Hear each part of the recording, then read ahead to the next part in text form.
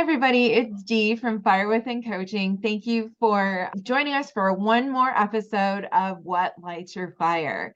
Today, I'm really excited to have Melanie Richards here. She really has inspired me in so many ways, and that's what she does. That's who she is.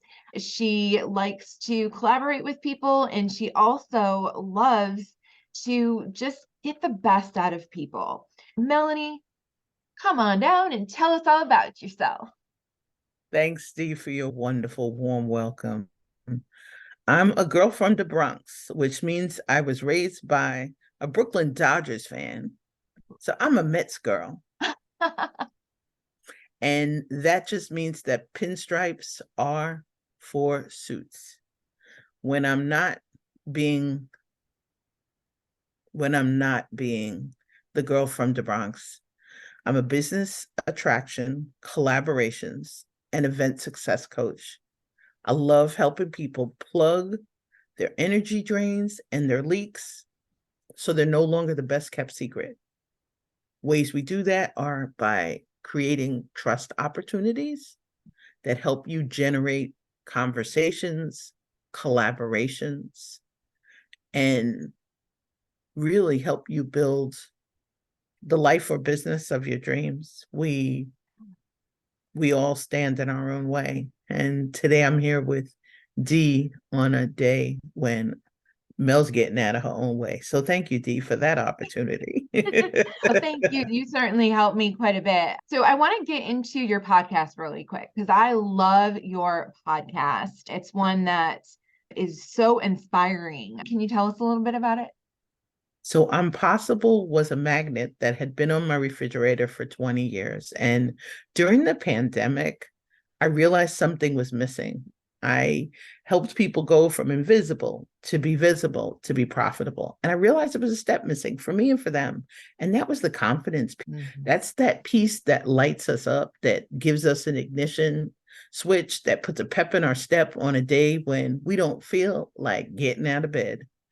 And so on Possible Live, I found this wonderful woman, Louisa, who's a diversity, equity, and inclusion specialist. Her hashtag is maximizing cultural differences.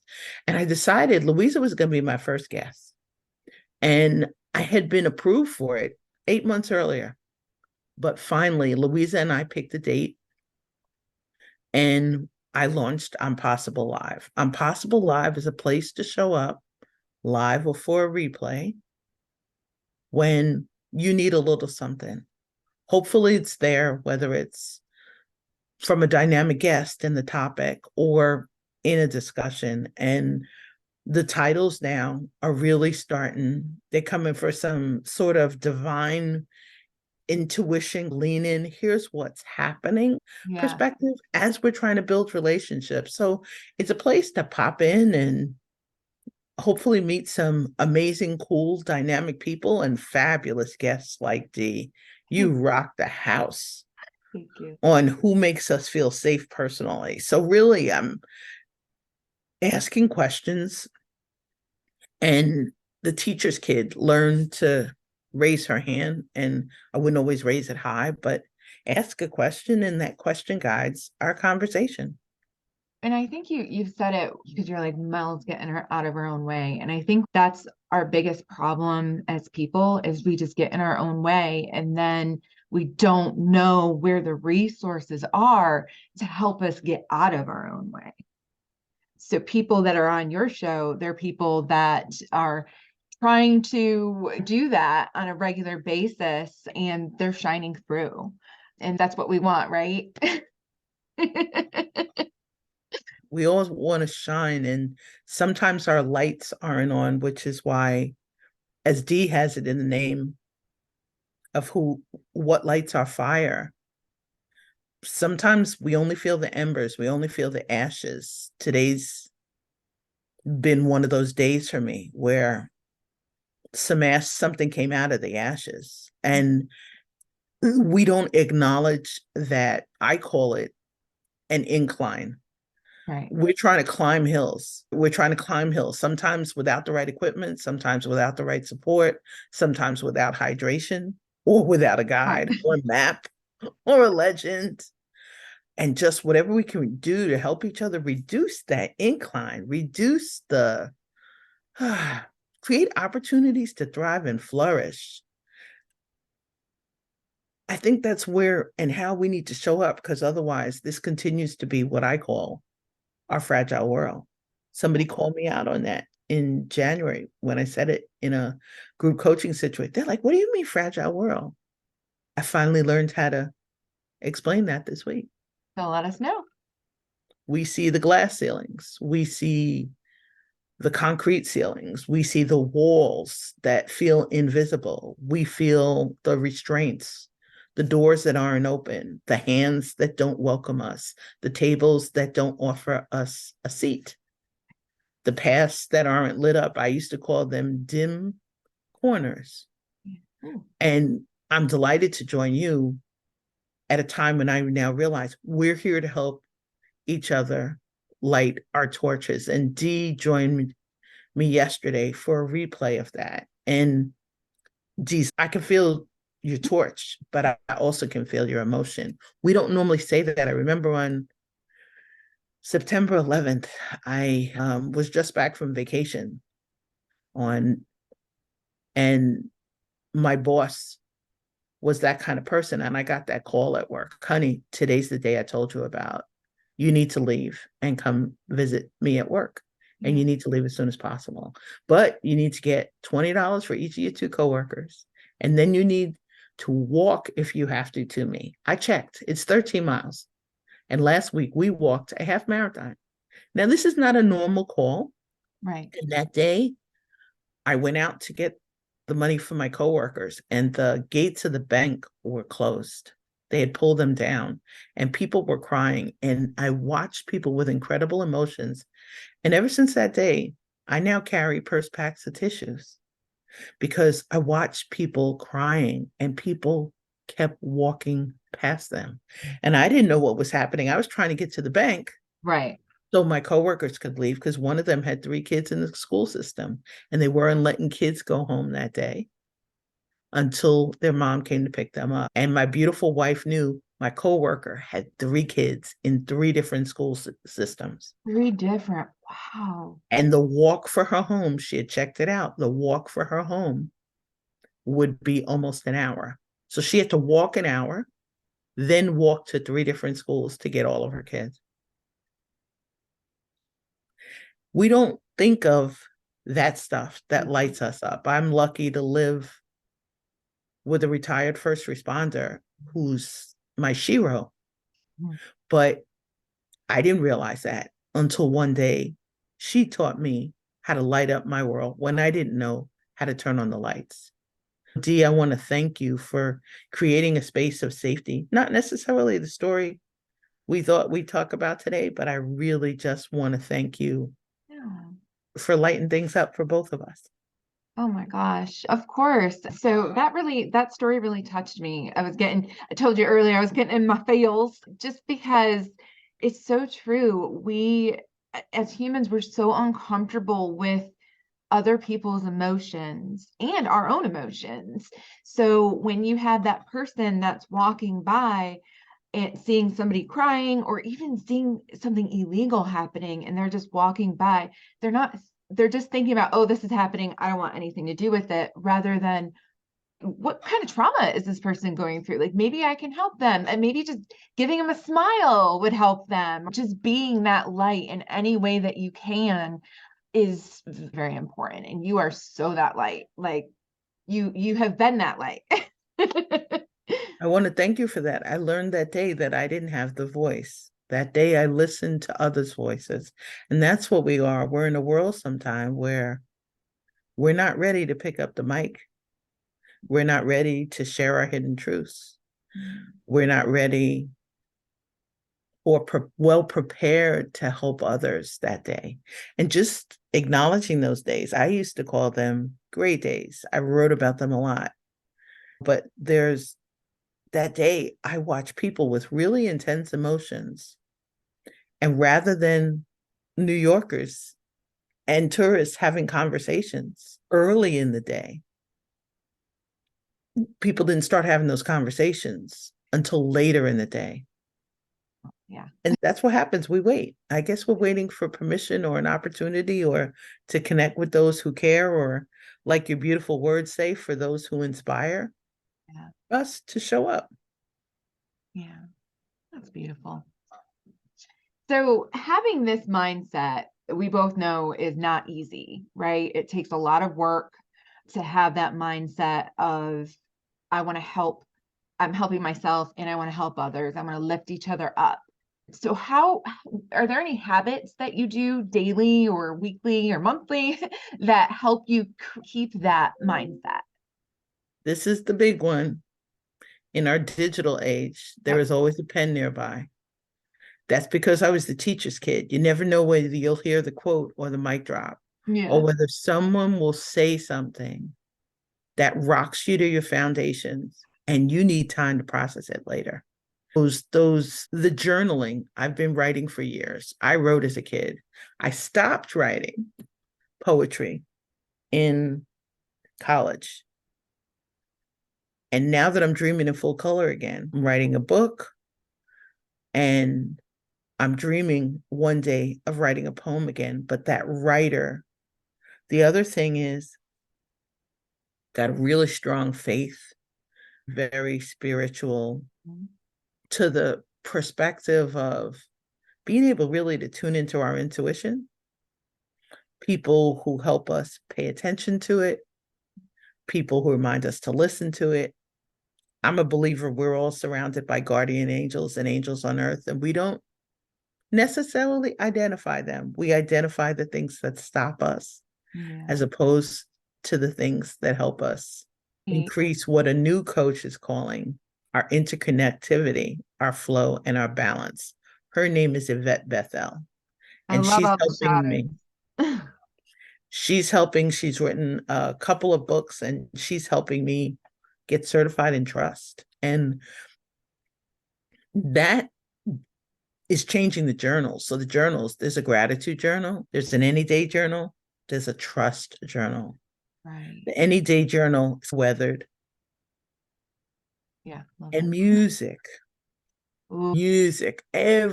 Somebody turned me on to Restless Soul last week on YouTube, and I haven't the checked. words and lyrics are so deep, I can only listen to one song at a time. Oh, wow. Okay. Still processing beautiful music, vibrant voices. And I think the other part is really family, extended family, and friends. Yeah. And our coaches, I'm grateful. I have one primary coach right now, one secondary coach. My primary coach is an intuitive success coach. And my secondary coach, she's a love astrology coach. I'm grateful for her. Wow. And then a couple of group memberships or just communities where you can show up as yourself or listen to a recording Yeah. and grow. Those are the things that I'm trying to tap into really to fuel. I love that. Show up as yourself. And it's easy to say, right? Mel, show up, be yourself, be authentic. It's so hard though, if you're someone who has like imposter syndrome or has any demons. So it's hard for them to be like, you know what, I am going to show up who I am. And that's where it gets into you're standing in your own way because you're letting your demons take over and not show up who you are. We all have skeletons, and we let them hang out in the closets or take over the bags we're carrying. I like that. Yeah. We store that, whether it's in our heart, our head, our bodies, our cells. Brilliant gentleman I met probably almost 2 weeks ago at Yvette Bethel's self trust webinar. His hashtag is edifying answers, I believe. He's in the UK. His name is Ezra Ben Yisrael. And I listened to his voice in a breakout room, and with transparency, he talked about fighting demons, not just acknowledging them, not living with them, Right. but fighting them. Yeah. And that part, I think, is the key. There's something that stops us, there's something that blocks us, there's something. Today is a continuing journey in acknowledging fears for me. Yeah. And that part, when we're afraid of something, there's somebody around who cares about us and loves us enough to help start listening. Right. They might not be able to listen or process it all in one day. And if we don't feel somebody who loves, there's somebody else around. That might be the day Right. to start a conversation with them and create a space where you can, what I call, make space to emerge. If we don't find, if it doesn't feel like love, find somebody you're interested in starting to trust. So when you say if it doesn't feel like love, so I guess that would be defined as what do you feel love is? So if you're, yeah, I see. So if you feel that love is, if you grew up in an abusive household, that's what you feel love is. And because that's what you grew up with, that's not necessarily love. So is there like a feeling or something that when we talk about love, the healthy kind? The healthy kind starts with self. I learned it in the trust journey, which reminded me, in the absence of self trust, you can't love yourself. If we don't trust ourselves, we may not love ourselves enough yet. And people would say, lean into your joy, find your passion. But really, there's a rhythm, just like I can say now with writing. It was something that called to me my entire life. I moved so far away from it. Yeah. In the poems, I never thought I would find a key to self-awareness. And I think that's one of the keys to self-love. We don't always see each other. A wonderful book that I read years ago, and I was in a coaching program with her, Sally Hogshead, has How the World Sees You. It's not perfect because when Sally shared an assessment, and I'm like, oh no, this is not who I am. And my smart, intelligent wife said, oh no, that is so you. Oh my gosh. And I love it's the reminder we don't see ourselves in a positive light, in a real light. People will call it perceptions, they'll call it our reality. There's so many different names for it. I think getting to a point where we appreciate ourselves, whether it's our need for sleep, our need for self-care, our need for attention, our need to be heard, felt, and seen. It's not going to be a 24/7 thing, but whatever happens, it'll get us through the gray days. It'll get us through what I'm calling an extended season of gratitude, grief, and growth. Whether a friend is around or not, there's somebody you can call, or if you journal, you can at least acknowledge it. Even if I reached a point where unfortunately there was a lot of anger in my life and I didn't really express it outwardly. I wrote poems. I eventually ripped that entire book up, put it someplace, put water on the pages so that no one else could ever read it. Yeah. I realized there was that much anger in the book. It had my favorite color, an old spiral book you could tear pages out of, my favorite color. Yeah. And I learned to let go of the anger at the time and learn to love myself, even though I destroyed the book. So it's the reminder, it's not just pebbles, it's not just sand, it's care about you, care about our world. And if there's not a spot for you yet, make one, create one. Oh, girl. Yes, I love that because it's true. Everybody has a place in the world, right? And I think we get so hung up on being, oh, it's got to be this and it's got to be that, and this person's going to think that, rather than just getting to know yourself and getting to know what makes you special, because everybody has something that makes them special. And surrounding yourself with people that are going to remind you, like your wife. My husband does the same. Like I'll be down on myself and he'll just look at me. He'll be like, really, you know how amazing you are. And the problem was for so long, I was like, no, actually, I don't. So I think once that self-love starts to flow, you'll see that you're loving yourself, but you're also better capable to love other people because you're not treating people the way that you're treating yourself, right? Because we treat ourselves horrible, horrible. If we can learn to love ourselves, that right there is going to get rid of so much just hate and problems in the world. I love that, especially from your encouragement. When you're not really seeing yourself, you almost need to date yourself. Take yourself to that movie, take yourself to that lunch, go get that vegetable juice, Yeah. go have lunch at a place that lights you up. I used to work with an employer who was talented and not tactful, polite, considerate, or respectful.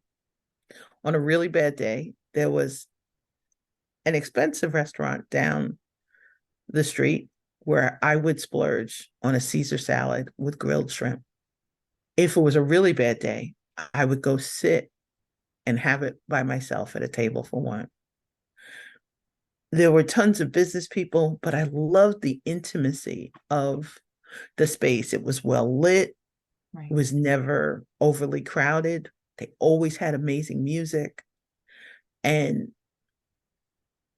I never got to learn the name of the servers, but whether I stopped in to pick up that Caesar salad with shrimp or I sat there to enjoy it, it became a place to just celebrate Mel Yeah. and Safe. create a space. You have to, some of us don't know what we need. We're waiting for others to tell us. Yep. So true. Some of us are following influencers, trying to follow paths of people with incredible wealth who have a lot of power and control. And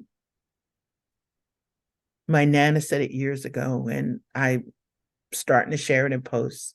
Nana used to say, pray and keep on moving. But she also used to say, guard your light. When my light dimmed, she could see it was dimmer. And she wasn't intruding to ask me what was up.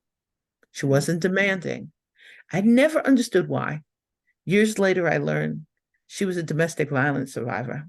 Oh man. She understood the days when your light is dim. She could see when others' light was dim. She had 4 children. She probably hid her pain I'm sure. because her kids could see when others dimmed her light. And she would say, guard your light, guard that light, like it's in essence, like your body's a temple, like your spirit is a superpower. Yes, I believe that. Yeah.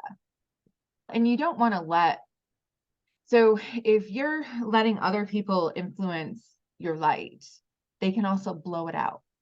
You don't want to put yourself in a position where you're giving all of your power away. You're giving your power away to people and saying, here, you tell me what I'm going to do with my light. Here, you can blow out my light if you don't want to. I could do a new light or whatever it is, rather than getting to know ourselves and finding it internally.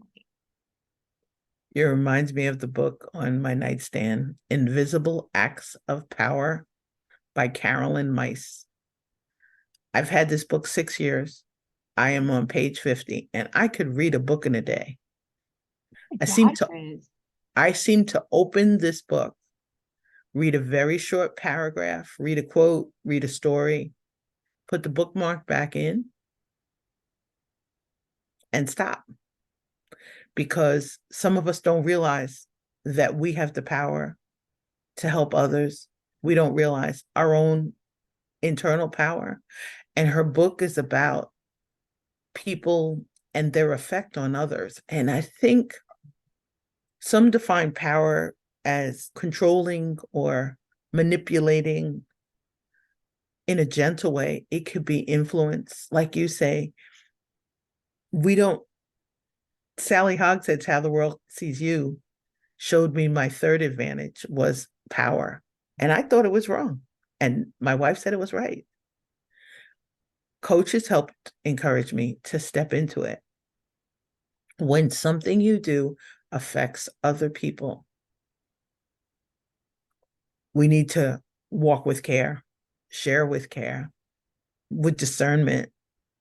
Empathy. We're having a real conversation today, and I appreciate it. I love all my conversations with Dia real, but decide when it's safe to show up vulnerable, decide when it's safe to show up with transparency, as you said in our conversations about psychological safety, and me saying, hey, something happened to help me feel unsafe. I now know if I don't trust Mel today, then Mel is not prepared to take a step. She's not prepared to help others. There's something she needs to work on her own reserves, rejuvenate, revitalize, change the lens, how I'm looking at stuff. And I am back to almost daily naps. People are like, you have so much energy. Those naps are a thing of beauty. Yes. Yes, we don't realize how much sleep really affects us. And you figure you're giving so much energy during the day, like that's energy you're giving away. So you have to replenish it because you can't pour from an empty cup. People say all the time, I'm going from meeting to meeting. I don't have a chance to breathe. Well, universe has reminded me lately, creating time for breath work. Jeffrey Davis of Tracking Wonder, an amazing book also, amazing gentleman to follow who encourages us to look through the lens of curiosity, bring out our young genius. Yeah. Jeffrey Davis shared this practice. It's on Insight Timer. I think it's a series. So He many shared this gems you're practice. dropping. I love it. He shared this, and I think that's what it is, Dee. There are resources. If we don't share them with others, they don't find them. Right. But he taught us something called sky breathing. And sky breathing, you can do even if someone's with you, they won't know that you've changed your breathing. It's something to tap into your own rhythm or basis. There's a way of doing it also with the tongue, your tongue on the roof of your mouth. Oh, yeah. So somebody maybe is not welcoming you, not treating you with kindness. You can respond differently. And that tongue on the mouth, it's a change to the breathing. It changes our ability to respond. So then we can respond later with some respect, with some courtesy, and some kindness, unless what's happening just violates all of your values and your pillars. And you need to reclaim, as Dee would say, psychological safety for others or for yourself. Yeah. Oh, yeah, absolutely. Oh, I love it. Absolutely. So let's talk about, I want to talk about your book because you are published, correct? No, it's not. You're going to love it. Okay. Last February, last year, I had an event called Be Visible Shifts, and a wonderful woman, Laquita Parks from Pa Provi Publishing, helped present about our story and the importance of it. And she had a Valentine's Day offer to get your book published. And I knew it was too sweet. So I signed up. I said, Laquita, you were just talking to me. Yeah. And it was funny because Laquita then started talking about the impossible leaf that was in the corner. And we had a firefly discussion. So I signed up last spring. There are 14 chapters in an outline. And now that the Ignite Trust is awakened, that's the voice that will finish writing the book. I've been writing some days like 10,000 words a day. So it's not published. It will be. As a birthday gift, I promised myself. So it'll come out in time for the holidays. I was going to say, when's your birthday? I'm born on the Statue of Liberty Day. So that's what's part of Ignite Trust. I've always admired the torch that the Statue of Liberty carried. And it's an interesting thing. I don't share my birthday on social media because some people show up without the true intention to help us celebrate. It's true. And I'm like, if 10 people call and they're the 10 I love, I'm good. If I hear from my nephews, my niece, our godchildren, my parents are sweet, they'll sing happy birthday or play Stevie Wonder's happy birthday. But this year, I just booked it. I booked something exciting to do on my birthday. And Yay. we'll talk about that off camera for Off those camera. of you who want to know where I'll be. I do. I'll be in a location where we can always text. Love it. I love it. And real quick, so celebration also makes people uncomfortable, I've noticed. Like celebrating others. Like, for example, I'm a huge celebrator, as we can tell. So I love my birthday. I make a big deal about my birthday. Why shouldn't I, right? It's my birthday. And I make a big deal about other people's birthdays. And I try to just do something special so people feel good. And I've noticed that is just as uncomfortable as people are with emotions, they're also uncomfortable with celebrating other people for things that they don't feel should be celebrated, like their own birthdays. Does that make sense? It doesn't make sense that we're in a world where it makes us uncomfortable. We're in a world sometimes where a celebration can cause someone to feel less than Yeah. or to have green eyes. Yeah. It may be their day that they needed it to be their day, not the person they're celebrating. I believe celebrations are an opportunity to thank the universe for bringing a person, love, light, space, and opportunity into the world or a milestone. I wrote a poem about celebrating, about bringing something to somebody that they were missing for a celebration. I'm not the party girl. I'd rather work your check-in table to greet your guests. I'd rather be at the table where you're giving them the goodie bags when they leave early. Aww. But being realizing that in every celebration, each of us has an opportunity to thank someone because celebrations of life are really rough and people show up with regrets. All the stuff they didn't say, all the stuff they didn't do, all the shoulda, woulda, couldas. Celebrations are an opportunity to say thank you. And if we don't feel grateful, I think that's what causes us to show up less than. We showed up guilty. Yeah. We wanted to be someplace else. We don't really like that person. They said something X amount of days, weeks, months, or years. Exactly. We're carrying the bags that, Mhm. and in families also can be really challenging. We can't pick our family. So for me, family's who you choose to have in your life. There's certain people in my life that it doesn't serve me or them for us to be a part of each other's life. I'm just thankful for the people that do believe in me. And I know that I'm always going to try to be that light for other people as well. I want to thank you for that. There's the board I'm on for Fearless Hudson Valley. There's a YouTube video, Be a Light. And in the process of trying to be a light, become a light, keep your light, cherishing it are essential. And there's so many things that deplete our energy, our confidence, that ways to replenish them so that, as they say, we're giving from that full cup Yeah.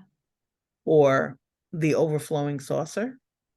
It's the put your oxygen mask on first theory. Many of us don't practice. We'll hand somebody theirs first, we'll serve somebody, we'll give to somebody from that lens. But I think the hardest part is it's hard to stay in balance in today's crazy world. It gets harder every day. It's harder for our kids. It's harder for people we love. And I was a workaholic, so I cherish my aunt, I cherish my family, I cherish my nieces, my nephews, my godchildren. And I know people like you, being a parent is one of the hardest things you can possibly do in the world, that responsibility for someone else's life force. But I think what I love is we're reminding in our conversation today, we need to cherish and cherish ourselves, cherish the spaces we show up and participate with, cherish the voices we listen to, not always be the lurkers online. I've had people I followed for years and they were laughing. You followed my content? Jeffrey Davis said that one day. He said, can you promise me, even if you're in an introvert mode, that the next time we're in the same space, that you won't watch me from 300 feet away and you'll come say hi? And I said, yep. And he says, you promise? I said, yes, I have your book and I want you to sign it. And he started laughing. I have your book. And guardian angel, one of my mentors, says, whenever you have a book and you have a chance to have the author sign it, get a signed book. If it wasn't for you and the book is signed and later somebody needs it, you've got the perfect gift to give somebody else. Oh, wow. Just so you know, I expect a signed copy of my. You will definitely have a signed copy, and I promise you, I am stopping playing small. There will be a book tour. I love it. I have stopped playing small. Brave Conversations About the Undiscussables, which was a presentation. And my dear friend Exquisite Eve said, Mel, that should be the title of your book. And I do horrible impressions of Eve's voice, but Exquisite Eve said, Mel, that is the title. And she also gave me a title about celebration. So thanks for reminding me of that. I actually started writing the second book before the first book. Thank you so much for reminding me. Make it happen. Like, so that, again, this is why you're a light.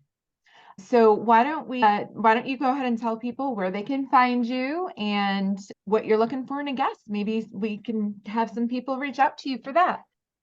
That sounds fabulous. Great places to find me are on LinkedIn and YouTube. And the letter B, the word visible with Mel. So that's the channel on LinkedIn. It's a Facebook page. There's a LinkedIn page. There's an Instagram page. Ooh. There is a Twitter page. Some of the voices are very quiet in places. In other places, I have a talented remote team that's helping me amplify those voices. The easiest way, too, is if you're on LinkedIn or if you're on Instagram, there's an opportunity there to click a complimentary call. It's on me. Come bring a glass. I'm a virtual toast girl. And my aunties taught me that as part of celebrating when we were kids. They would always toast in a pretty glass. Aww. And just come, we'll raise a glass to each other. We'll have virtual cappuccino, virtual coconut water, virtual vitamin water. There you go. The type of guests who are amazing for Impossible Live, which airs live on Mondays at 2 on LinkedIn, are people who are like Dee. They've got something they want to share to make our fragile world a little less fragile. There's some secret sauce or gem or jam they've got that'll help others solve problems in less steps. It's not a selling conversation because when you book that complimentary session, you'll see at the bottom, no sales pitches, because most of the people we meet, they're not showing up with their wallets open unless you've got something that they've already decided they're ready to buy. But just if you're interested in showing up and helping, and in many cases, we may have a conversation and I'll suggest you to a friend who's got a podcast, a vehicle, a show that's a better vehicle. But Impossible Live is for those who need that confidence piece, or they want it, or just to plug in for a second. Even people join me for 5 minutes. I'm honored you're there. And it's just an invitation. Come and hang out and let's make space to emerge. So we make it a less fragile world. And one day our kids, our elders, our cultures, our voices, our stories can flourish. Wow. That was amazing. Can I just tell you that? Such an amazing conversation. You like, you just light my soul. You really do. You just seriously, like the calming energy and just your drive is amazing. So thank you so much for being here. And viewers, I encourage you, I highly encourage you to reach out to Mel, even if it's just to say, hey, how you doing, Mel? That's fine too. But go ahead and reach out to her, and I promise you will be better for it. Bye, Mel. Thank you. Thank you, beautiful D.